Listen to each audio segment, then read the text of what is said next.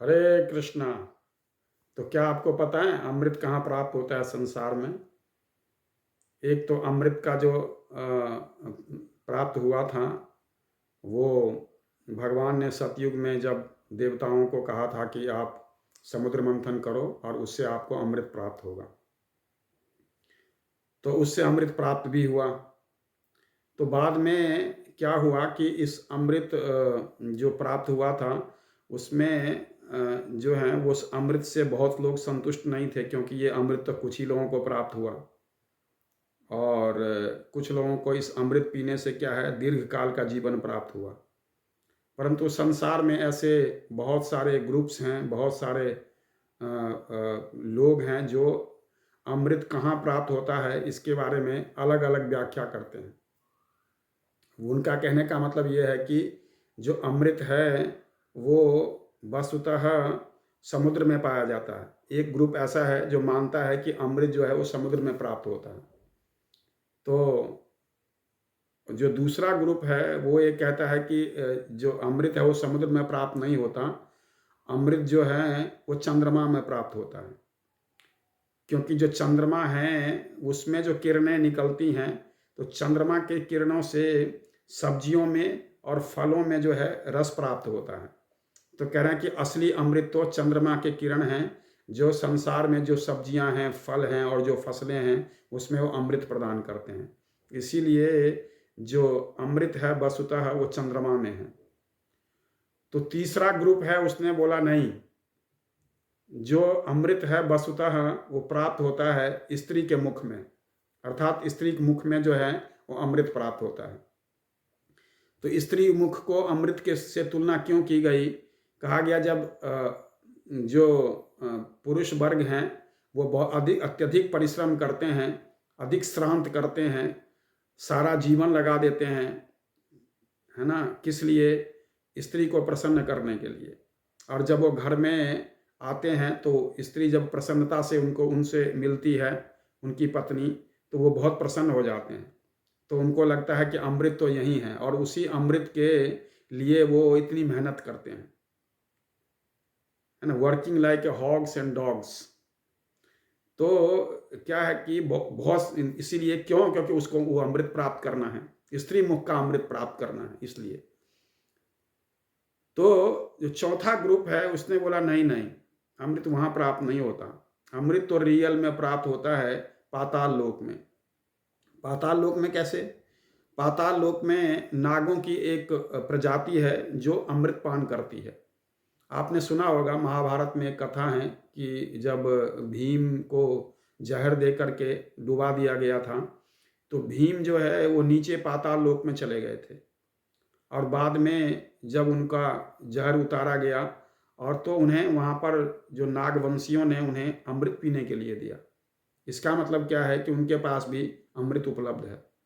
तो ये एक और ग्रुप है जो ये कहता है कि जो अमृत है वस्तुतः वो नागलोकों में प्राप्त होता है या सर्पों के जो है वो मुख में प्राप्त होता है या सर्पलोक में प्राप्त होता है। तो फिर एक पांचवा ग्रुप है जिसने बोला कि जो अमृत है वस्तुतः वो स्वर्ग में प्राप्त होता है। तो भगवान ने जब अमृत का बंटवारा किया था उसमें से कुछ अमृत बच गए थे, उस अमृत को भगवान ने देवेंद्र को सौंप दिया था और देवेंद्र ने उसको स्वर्ग में रखा था उस अमृत को।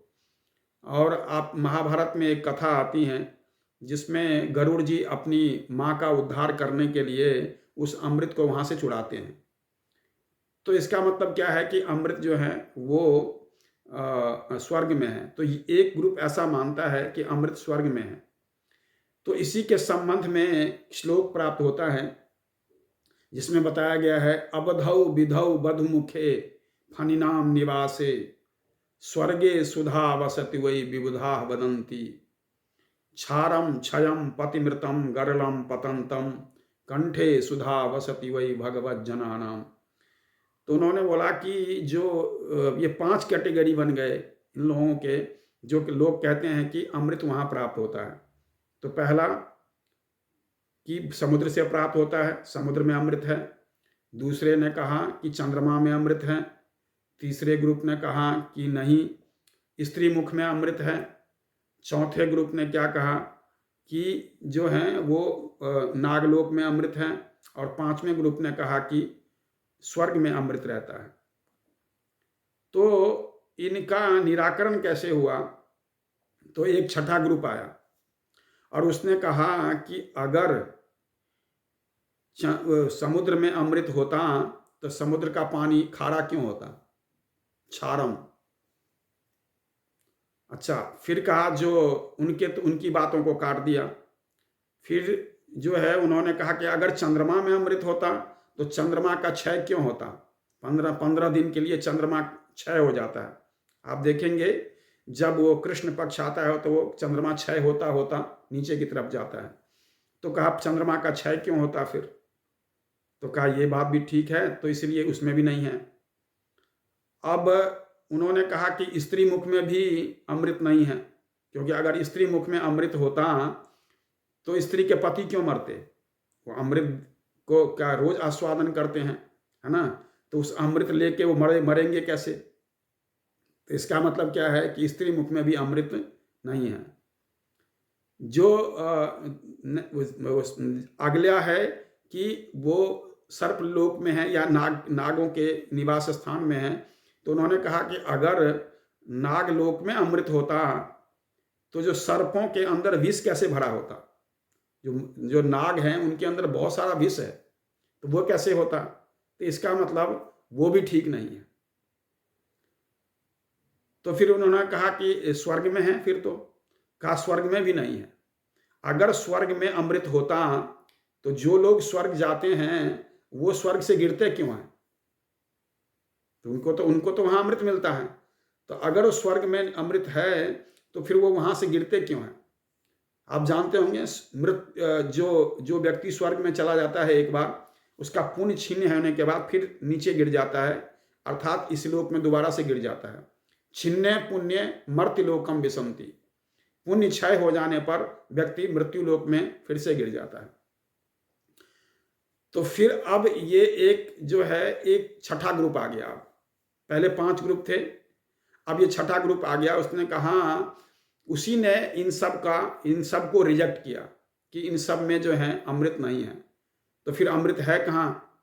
उन्होंने कहा कि जो अमृत सही रूप में है वो जो भगवान के कथाओं का गुणगान करने वाले जो महाभागवत हैं, जो भगवान के भक्तजन हैं, जो संत हैं, जो साधु हैं, उनके कंठों में एक्चुअल में जो है वो अमृत होता है। और इसीलिए वो भगवान की कथा रूपी अमृत को सबको जो है वो पान कराते हैं और उस कथा को प्राप्त करके जीव जो है अमर हो जाता है।